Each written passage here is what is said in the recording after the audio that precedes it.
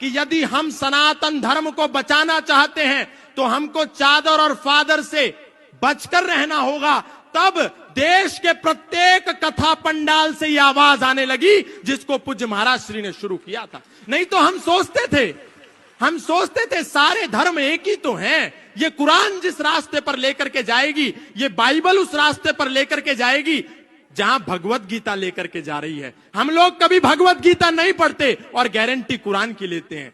हम लोग कभी वेद नहीं उठा करके देखते और दावा बाइबल का करते हैं। जबकि यदि हम पढ़ें तो हमको पता चलेगा कि हमारा वेद तो कहता है संग छद्वम संवदध्वम संवो मनांसि जानताम देवा भागम यथा पूर्वे संजानानाम उपासते। हमारा वेद कहता है सर्वे भवन्तु सुखिनः सर्वे सन्तु निरामया सर्वे भद्राणि पश्यन्तु मा कश्चित् दुःख भाग भवेत्। लेकिन एक समय था जब कथाओं के पंडाल से आवाज आती थी कि हम राम राम बोलते हैं तो हमारे मुंह से अली मौला निकलता है। लेकिन जब पूज्य महाराज श्री ने रोका टोका तो देश का कोई भी व्यक्ति व्यासपीठ से बैठ करके अल्लाहू अकबर नहीं गाता।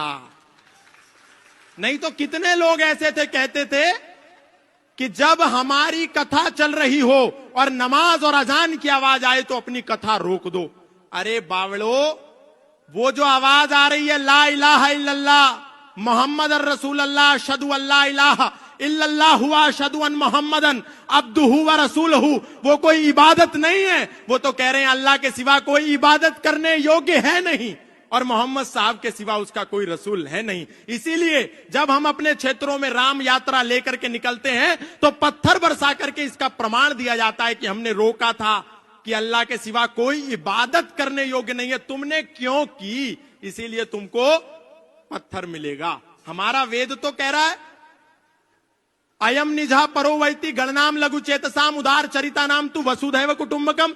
लेकिन उनकी कुरान क्या कह रही है, कातिलुल लजीना ला युमिनूना बिल्लाहि वला बिल यौमिल आखिर वला युहर्रिमूना मा हर्रमल्लाहु व रसूलहु वला यदीनूना दीनल हक मिनल लजीना ऊतुल किताब हत्ता युअतुल जिज़यत अय दिव्यहुम सागिरून।